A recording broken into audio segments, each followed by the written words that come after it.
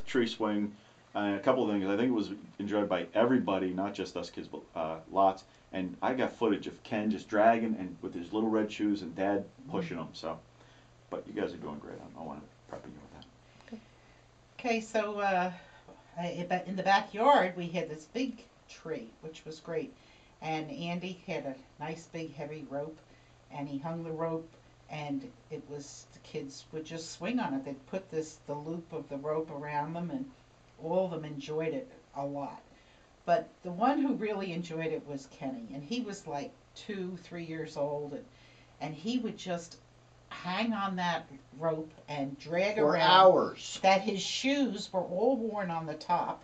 He had to have shoes that he could only wear when he was on the rope swing for hours and hours, and he just loved that.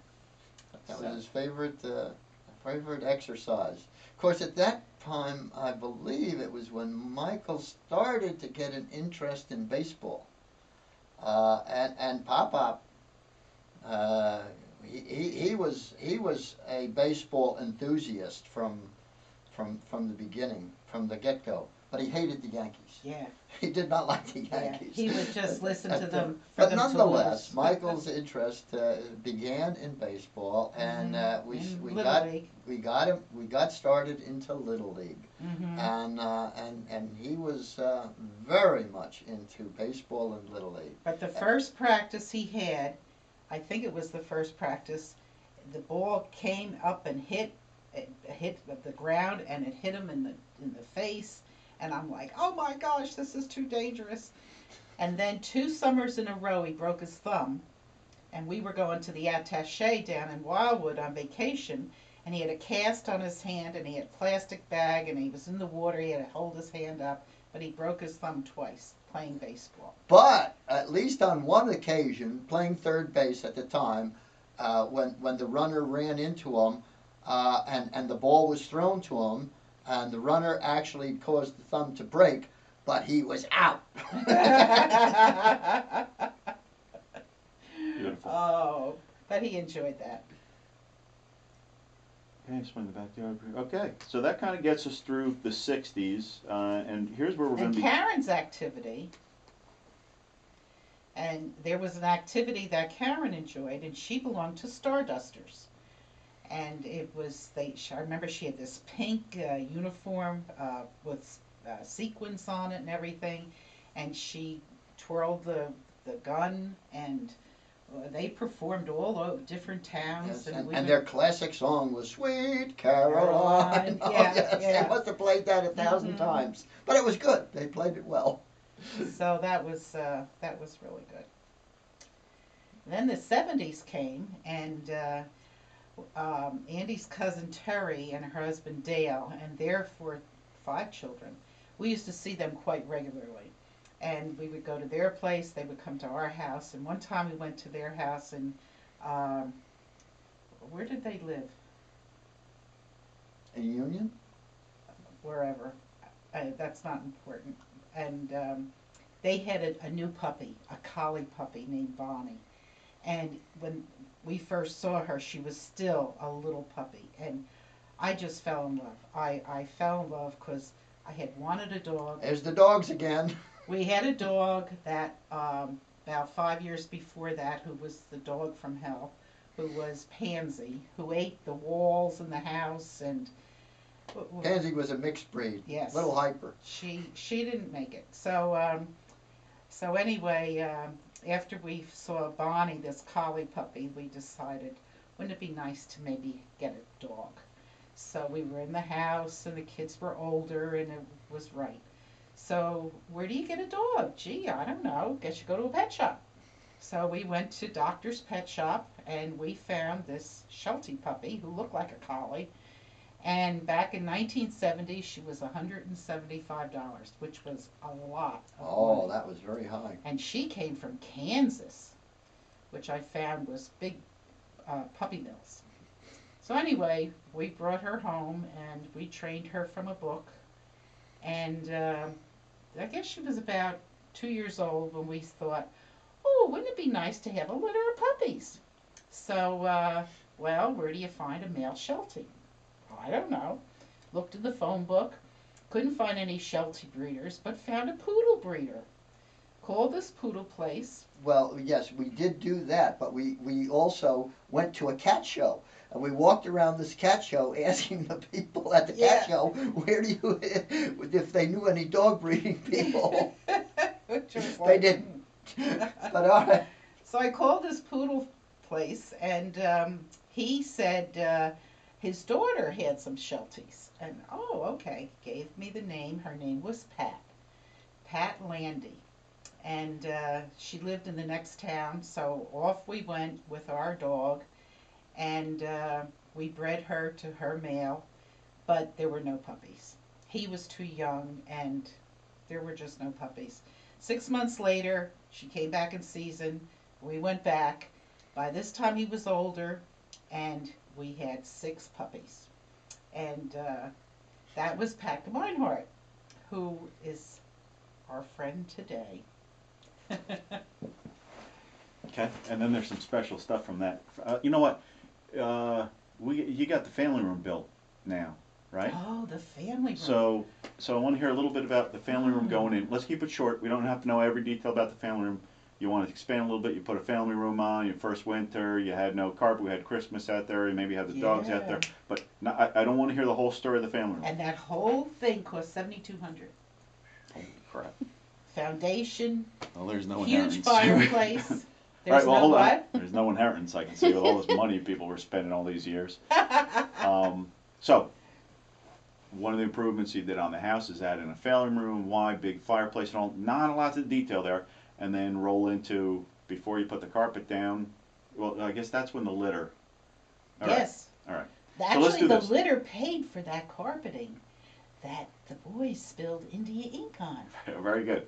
So here's what we're going to do. We're going to finish the dog story, because the important thing about the litter is Mishka comes out of that, right? Mishka comes out of Okay, that. so you're going to tell a story about the Mishka. So here we are in our new family room with no thing and a wonderful Christmas. And Well, was it Christmas? Well, you want me to start with the family room? You guys do it. There are several improvements that we made to the house in Pequannock. We finished the upstairs bath and 2 bedrooms. But later on, we decided, gee, wouldn't it be nice to have a larger room, a family room for the family? And of course, we're starting to get into dogs at this point in time. So we decided, yes, we would have a family room put on. But we'll only have the shell put on so that we could finish the inside ourselves. So we contracted out, and we had a contractor come in, and for $7,200 he put on a roughly a 15 by 16 foot family room with fireplace, with bay window, with sliding doors, Shingles on the roof. shingles on the whole bit, and he built that as a shell. As he finished, we were approaching Christmas, and our intention was, okay, in the existing dining room we had, we would break through the windows there, which would open up into the new family room. And we said, boy, Christmas is coming. Wouldn't it be nice to have Christmas out in the new family room, even though it's unfinished?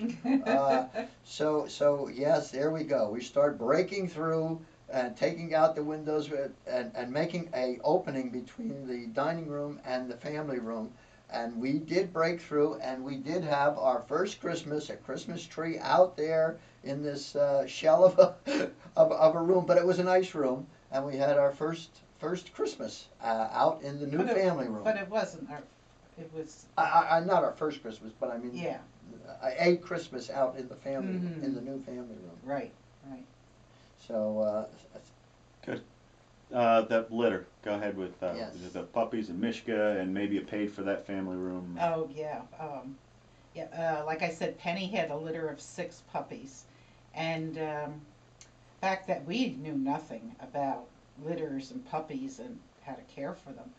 And we fed her normal food, and she nursed 6 puppies. And along about 4 days, she became very sick.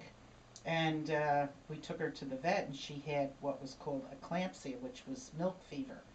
Apparently, she was losing calcium from her her body, and um, so we had to take the puppies away from her and get her better, and I had to feed them by hand.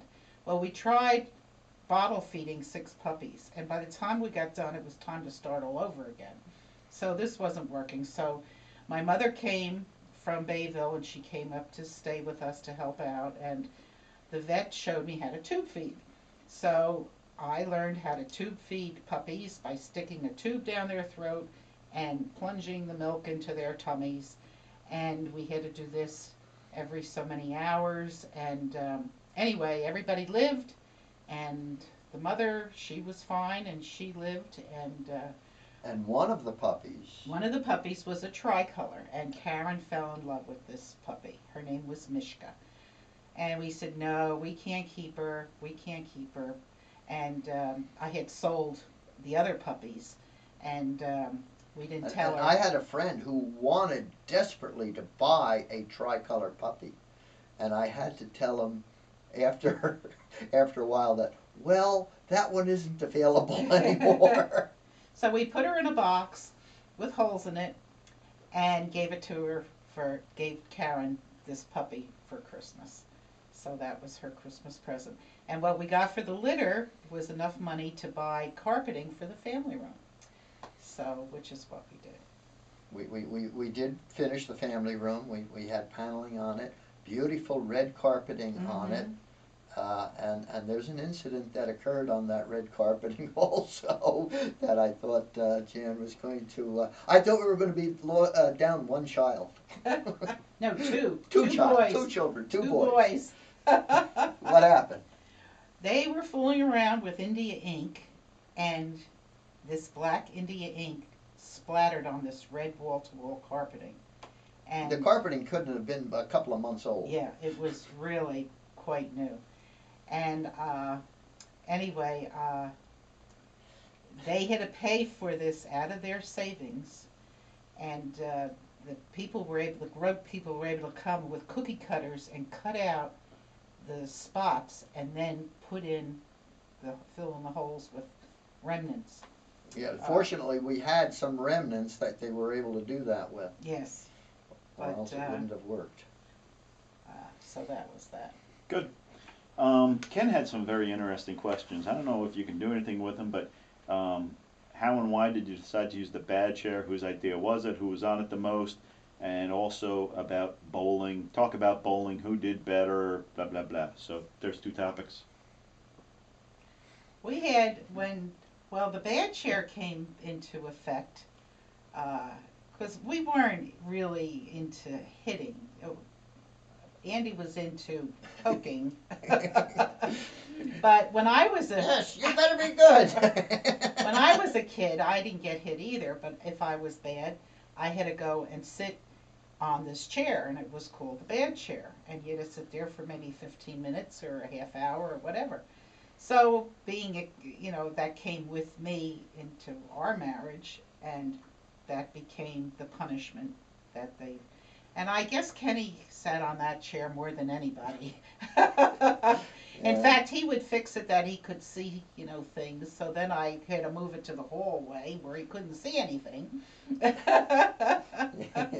the end of the hall, facing the wall. Michael was a pretty well-behaved child. He was very good. So, and then now, what was the other? What was the other thing? Bowling. Oh, bowling. Yes, we bowl. Well, I had bowled in a day league with some women, and one time, only once, I got a 200. I bowled a 202, and I was pregnant with Kenny at the time, and that was the best game I ever had. But Andy and I belonged to a bowling league through work, and we would bowl once a week, and Dad was the better bowler. And the name of the group was the Rumpled Split Pins. Yes. And they kept on calling us the Rumps. But that was. But Andy was the better bowler. Okay, good. How are we doing on time? Just under 7 minutes. Okay. I mean, just under 8. My plan next was to go into vacations. Vacation. and I got the Dude Ranch, and I got Disney, and then we're gonna go into our move. Attaché. Well, that's not till later. We're in Oh. 76 right now. Attaché Oh. is another 15 years. When does Halloween and Coconut Head come in? Oh, yeah, you know, that's, you wanna do something on that? I don't know. You want Nah. Okay. No. So let's do, Dude Ranch. In fact, that's good. Let's give us a center. This is about your 50th wedding anniversary, and originally that was the idea, and I didn't want to get too far into the other stuff, but some of this stuff is getting good. Well, let's make sure it's not too much about just blah. So one of the reasons I want to talk to you about your vacations is, to me, that was an important part of how you raised your family. Yeah. You had that's some very important. memorable vacations that were big. So that's where I want your head to be in here. Not every little detail about the Dude Ranch, but why'd we do family vacations? And, you know, did you have to save for them, or we just do them? And then what was special about them? And then do talk some about the Dude Ranch. You understand what I'm saying? Mhm. Let me Okay. kick in something and then you can pick it up. In my opinion, as the family was growing, vacations became an important element. And I believe one of the major influences about family vacations was from Aunt Edna. Aunt Edna swore on everyone should have a vacation and participate in a vacation. We did do so, and we got involved with a couple of vacations, one of which was with Aunt Edna down in Florida. And I don't know if you can tell us about that one. Well, that one was actually in the spring of '76, and we were still living in Pequannock at the time, and we thought, I guess Tootie, she wanted to go down to Florida too. She liked the warmer weather, and anyway, we decided we were all going to go to Disneyland, and but we would take the auto train down and drive back. So Tootie went with us, and we went on the auto train, and it was wonderful. There was activities for the kids, and the next morning we're all sitting at the breakfast car having breakfast, and all of a sudden there's a slight jar in the train, and The train all of a sudden makes a sudden stop. Uh-oh. What happened? Well, we look out the window, and there I see a car in the woods next to the train. My goodness, what had happened? So we go and ask the conductor and such like. Well, the train hit a car, and moments later, remarkably short time later, we see a police car coming up. Wow, that was rapid response from the police to get there that quickly after the train hit the car. And now we found out the reason why the police were there so quickly was that the police were chasing the car. The car was trying to get away, tried to beat the train, and lost. But we spent about a half hour, 45 minutes there for them to check out to make sure the train was still safe to proceed, and off we went again to Florida. to Florida. We stayed at a place, I forget the name of it, outside of Disneyland, Jamaica Inn. the Jamaica Inn. Okay, do that again. Okay, and then we stayed at a place down in Florida, in Orlando, called the Jamaica Inn, because it was a little pricey to stay at Disneyland, so we were on the outskirts, which was fine. They had a pool and everything, and we had a grand time at Disneyland. And Hold on, you keep saying Disneyland, it's Disney World. Disney World. Okay, so- Disney World. Right. All right. So You'll have to say that again about Disney World. Yeah, so we had a great time. I think I said Disneyland at Disney World. Just make your yeah, correction. we had a very good time at Disney World. Yes, and the kids enjoyed it. Tootie enjoyed it. Space Mountain claws on my back. You guys at the haunted castle. Coming back and spending time in the pool at the inn. These can be very short little blivets, but just, you know, a couple of things that. Mm-hmm. Uh, Yeah, one Okay. thing I really liked was the Pirates of the Caribbean, which is what they did the movie after, which was wonderful. That was one of the highlight rides at that time. Another Yeah. one that is no longer was 20,000 Leagues Under the Sea, where you actually went into a a submarine on Disneyland and simulated the ride of 20,000 Leagues Under the Sea. That ride is no longer there, to my knowledge. Mom, talk about, we went on Space Mountain and you dug your Oh, claws in my oh. back. We waited, I think, an hour in line to go on Space Mountain, which was an indoor roller coaster. And we're in line about a half hour, and there's a sign, if you have a heart condition or whatever, well, that left Tootie out. So anyway, we get in there, and I'm behind Michael, and it's in the dark, and it was terrifying. It was absolutely terrifying. And I had my head, I never saw a thing, had my head in his back, and my nails were in his flesh. It was, Screaming yes, screaming. It was really the scary. whole ride. It was scary. Of And course, then we this, didn't really know that it was a dark indoor roller coaster ride when we went in. Yeah. We thought it was something, but Mother didn't realize what it was. Right. Yikes. we gotta hit that for a second.